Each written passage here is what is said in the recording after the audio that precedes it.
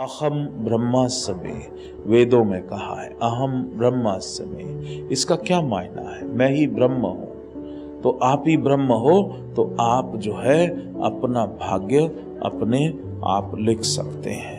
और उसको सिद्धों ने तपस्या के द्वारा उन शक्तियों को जागृत किया। कलयुग में क्यों एक एक महर्षि जन्म लेना चाहता है? क्योंकि ये जो घड़ी है इसमें आपने कोई भी तपस्या नहीं करी, लेकिन सिद्धों की कृपा हो रही है। बगैर तपस्या के ही आपको संजीवनी मिल गई है। बगैर तपस्या के ही आप में से संभवी जो कि अल्टीमेट पावर है वो प्रवाहित हो रही है। अल्टीमेट रिजल्ट मिल ही गया है। अब उस शक्ति से आप अपने आप को जागृत तो करो। कभी भी भूल के भी कोई भी नेगेटिव शब्द अब बोलना छोड़ दो। Only positive. Respect every person, regard every person. जो मैंने बोला है, आपके मुंह से जो भी शब्द निकले ऐसा शब्द ना हो जो किसी के मन में दुख पैदा करे, क्योंकि जैसे ही आप करते हो आपको कर्म दोष लगता है। Never speak a word.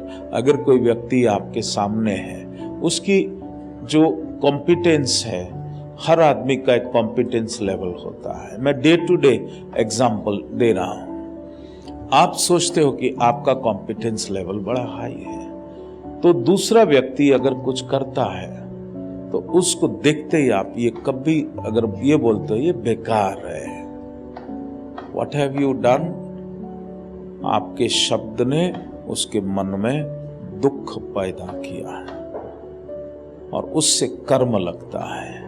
और आपका जो कॉम्पिटेंस लेवल है the physical level, even that slides down. अहंकार है उसमें, और उसी के साथ साथ स्पिरिचुअल एनर्जी जो है वो भी क्षीण होती है। तो प्रयास करना इस चीज का कि वट एवर यू स्पीक, और उसके बदले अगर आपको बोलना ही है तो बोलना ठीक है, लेकिन और भी इंप्रूवमेंट कर ही डालो। है तो वही और बेकार है तो ऐसा तो नहीं कि आप अपनी फैमिली में you are talking to your children and you are hitting them with the negative words. Please stop doing it, क्योंकि unknowingly we cause lot of damage. मैंने देखा है परिवार में जो और सदस्य हैं, the guardian of the family, हम उसको बड़े खुश होके बोलते बड़ा कड़क है वो, बड़ा कड़क है वो। घर में आता ही तो सब दुबक के खुश होके कुछ गार्जियन बोलते हैं। मैं घर में जाता हूँ सब दुबक के बैठ जाते हैं, बच्चे किताब खोल लेते हैं। It is not worth appreciating, this is sad. आप घर में आओ तो जैसे भोर होती है तो सूरज जब उदय होता है तो सब लोग उठ के खड़े हो जाते हैं, उसी तरह जब आप घर में जाओ तो सबको शांति की अनुभूति हो, आनंद की अनुभूति हो, सारे प्रसन्न हो के आपसे चिपट जाएं, वो ज्यादा अच्छा है। भग भग के कोनों में दुबक जाएं, आप बिल्ली थोड़ी हो, घर वाले चूहे थोड़ी हैं, तो आप कौन सा कड़क हुए, कुछ भी नहीं हुए, बेकार की बात है।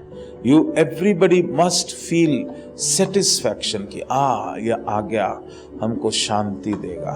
खाली भौतिक सामान घर में लाने से कुछ नहीं होता। ये देखना कहीं ऐसा तो नहीं कि बीमारी का कारण आपके घर के सदस्यों का कहीं आप तो नहीं बन रहे हैं। क्योंकि आप देखो जो भारतवर्ष में अम्मा लोग हैं उनको घुटनों की और आर्थराइटिस की ज्यादा बीमारी होती है। You know what is the reason? Because when you do not let them think independently, आप उनको इंडिपेंडेंटली नहीं सोचने देते और आप उसको हर चीज के ऊपर जो है हावी होके बैठते हो, तो ये साइकोलॉजी सबकॉन्शियसली आदमी पैरों पे खड़ा होता है। और जब एनवायरनमेंट उसको जीवन में खड़ा ही नहीं होने देती परिवार का, तो उसके सबसे पहले पैर खराब होते हैं। ये देख लेना। तो अगर किसी को भयंकर आर्थराइटिस है तो दैट इज द रीजन कि उसकी फैमिली में उसको freedom of thought, freedom of expression वो नहीं है। वो और खांसी, विशुद्धि चक्र जो है ये गड़बड़ हो जाता है।